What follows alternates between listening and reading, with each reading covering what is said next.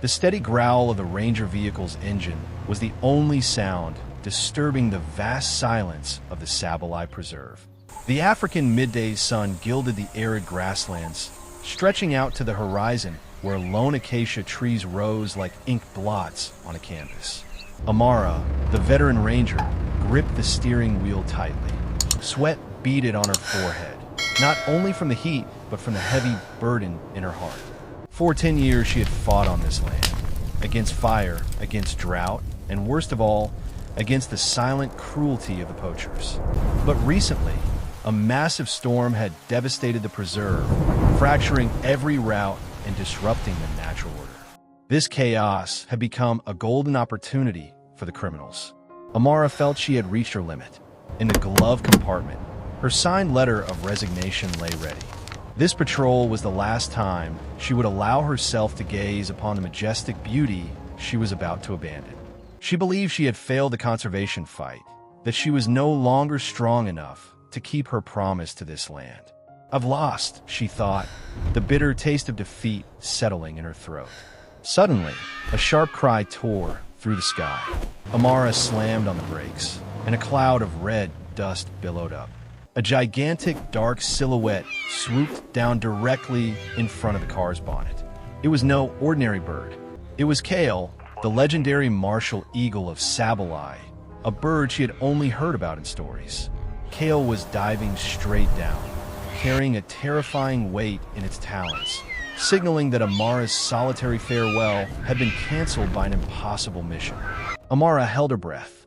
She had seen many unusual things in Sabalai, but the sight of Kale, the apex avian predator, landing directly on the track seemed to defy all explanation.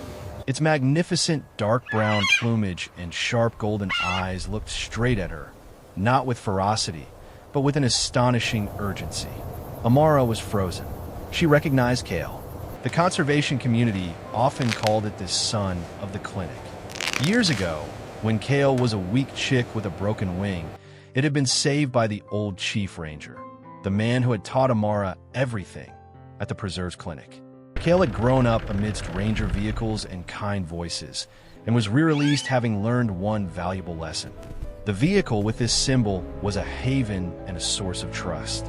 This was a living legend, and now that legend was seeking her out.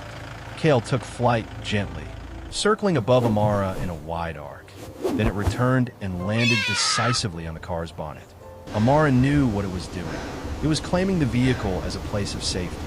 Then she saw the gift Kale had brought, a tiny, motionless, and exhausted lion cub covered in wounds. Amara's heart seized. This was Leo, surely a cub from the nearby pride, but it was too weak to survive on its own. Leo was not just injured, it was hunted. Kale's vigilant gaze confirmed it. The eagle subtly nudged Leo right in front of the windshield, and then it looked directly into Amara's eyes for a second, a moment of pure, non-verbal communication. Then, Kale turned its head, its dagger-sharp eyes sweeping down the road behind. The message was crystal clear. I rescued it from danger. I cannot heal the wounds. I now entrust its life to you, the human I trust. And you must go now. Amara knew she had no choice but to trust. She banished all thoughts of fatigue in the resignation letter. The absolute trust of a legendary creature had breathed new life in her fading hope. She turned the key and hit the gas. The moment the vehicle started moving, Kale remained steadfastly on the bonnet, acting as a sentinel. However, she hadn't driven far before she saw what Kale had warned her about. A massive cloud of red dust appeared on the horizon behind. It was the old moss-green Jeep she knew well, the vehicle of the notorious poaching gang, the Sharks. They had seen Kale and the Ranger vehicle, and undoubtedly, they wanted to reclaim their lost prize. The race to save Leo had officially begun, with the martial eagle Kale as the irreplaceable navigator. The red dust behind grew thicker. Amara didn't need to check the rearview mirror to know the poachers were closing in, driving recklessly over the rugged terrain. Their old Jeep had no sirens, but they certainly had weapons and ruthlessness. Amara did not stop. She couldn't. Stopping meant breaking the pact with Kale and handing Leo over to death. She accelerated the Ranger vehicle, but she had to maintain absolute control. Kale stood firm and majestic, but Leo was still a fragile life lying right on the bonnet. Amara drove, not like she was fleeing, but like she was transporting a bomb. High speed, but with absolute stability. She had to ensure the car didn't jostle too violently, avoiding further injury to Leo, while being fast enough to escape the sharks. She reached a familiar fork in the road, with a track split into two options, a wider, safer, but longer route, and a small, almost vanished trail full of loose rocks. Amara instinctively prepared to turn onto the wider road. Just then, Kale let out a piercing shriek, not a battle cry, but an urgent warning sound. It crouched down, vigorously tapping the bonnet with its beak, pointing towards the narrow track. Amara was stunned. That route was not on her standard patrol map. It was too dangerous. But she looked into Kale's eyes, eyes that had once surveyed the entire preserve from thousands of feet up. She realized that Kale was the only navigator who could see the fastest escape route, the path known only to wings. "All right, Kale," she whispered over the engine's noise. "I trust you." She turned the wheel sharply, plunging the vehicle onto the narrow track. The tires crunched hard on the gravel, and the car body shook violently. Amara felt her heart leap in her throat, but Kale remained as steady as a bronze statue. It used its body to shield much of Leo, protecting the cub from wind gusts and flying stones. Behind them, the poachers momentarily lost track, but they quickly realized Amara had chosen the risky path. They grew even more frantic, speeding like bullets. At a section in a dry valley, the road was blocked by a fallen acacia tree, a consequence of the storm. Amara was forced to slow down. Just as she was about to maneuver around it, the rusty old Jeep appeared behind her. They had caught up. The poacher's Jeep blocked the road behind Amara, forming a pincer grip.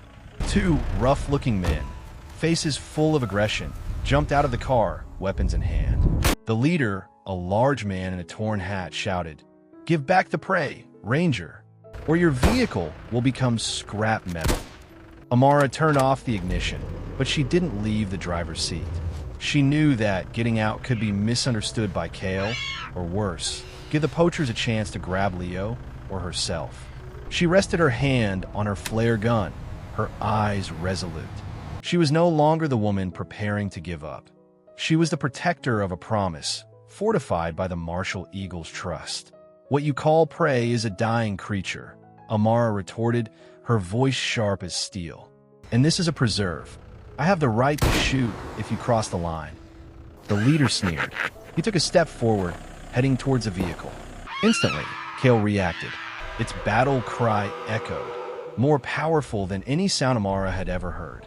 The martial eagle spread its immense wings, nearly covering the entire windshield. This was not a warning. This was a declaration of war. Its feathers bristled, the dark brown plumage glowing fierce and menacing in the sunlight. Even with Leo lying motionless beneath it, Kale was a perfect fighting machine, ready to sacrifice itself to protect the tiny creature and the human it trusted. Seeing the eagles so fearless and aggressive, the poacher hesitated, but greed prevailed. He quickly reached out, attempting to snatch Leo.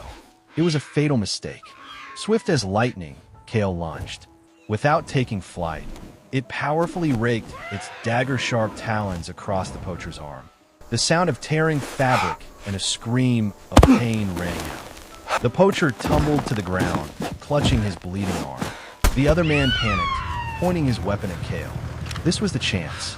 Amara knew Kale couldn't fight forever without getting hurt. She released the handbrake, started the engine, and turned the steering wheel sharply. The Ranger vehicle surged into the narrow gap between the fallen tree and the ravine. In the moment of chaos, Amara saw Kale hold its ground. As the car passed, she glanced in the rearview mirror to see the poachers angrily firing, but missing their target. Both Kale and Leo were safe. Amara didn't stop until the poacher's growling engine was just a distant echo. She had escaped the confrontation, but the feeling of victory didn't come from the escape, but from the extraordinary collaboration with the legendary bird. She had fought not just for Leo, but to prove Kale's trust was meaningful. Now, the last thing she needed to do was get Leo to the clinic. Finally, the ranger vehicle reached the Savanna Preserve Clinic. The emergency lights of the clinic were the warmest light Amara had ever seen. She braked the car gently. Veterinarians and staff quickly ran out, their faces showing clear astonishment at the sight of the exhausted lion cub on the bonnet, protected by the legendary martial eagle. Amara said nothing. She looked at Kale one last time. The bird remained still, its eyes intently watching the nurses carefully carry Leo inside. Kale knew its work was finished. It had completed its mission of rescue, navigation, and protection. Now, responsibility had been transferred to the humans. Amara leaned against the car door, her breath heavy. She watched as Leo disappeared through the steel door. When she turned back, Kale was still there. The silence between them meant more than 1,000 words. Amara was grateful, and Kale knew Amara had done everything possible. She reached out her hand, gently, not daring to touch, but wanting to express her deepest gratitude. Just then, Kale took flight. There was no battle cry, no alarm call, only the gentle sound of wind tearing beneath its magnificent wings. The martial eagle circled overhead, a perfect arc above the clinic, like a final blessing for Leo and an affirmation to Amara. Then, it flew straight towards the setting sun, disappearing into the vast sky where it belonged. Kale had returned to trust and flown away. Amara watched until Kale was just a tiny dot. She returned to the vehicle, where everything had begun. She clearly saw the deep talon marks on the bonnet and the remaining dark brown feathers. It was undeniable proof of an extraordinary journey. She walked to the glove compartment. The old resignation letter was slightly crumpled. Amara picked it up. She remembered her despair just hours ago, the feeling of failure and meaninglessness. But then she recalled Kale's urgent gaze, its absolute trust in the vehicle and in her. Kale didn't choose a hero, it chose a desperate ranger. Amara slowly tore the resignation letter into small pieces. Leo was not just a lion cub saved. It was Kale's gift, a symbol of the hope nature had entrusted. Amara realized her job was not to fight against failure, but to answer this trust. She no longer felt exhausted. She felt purposeful. She would stay, not just for the preserve, but for the silent promise to her winged friend. The story of Leo and Kale is a testament that the connection between humans and the wild is real, and it is stronger than any despair. Kale placed its trust in Amara, and Amara responded with action.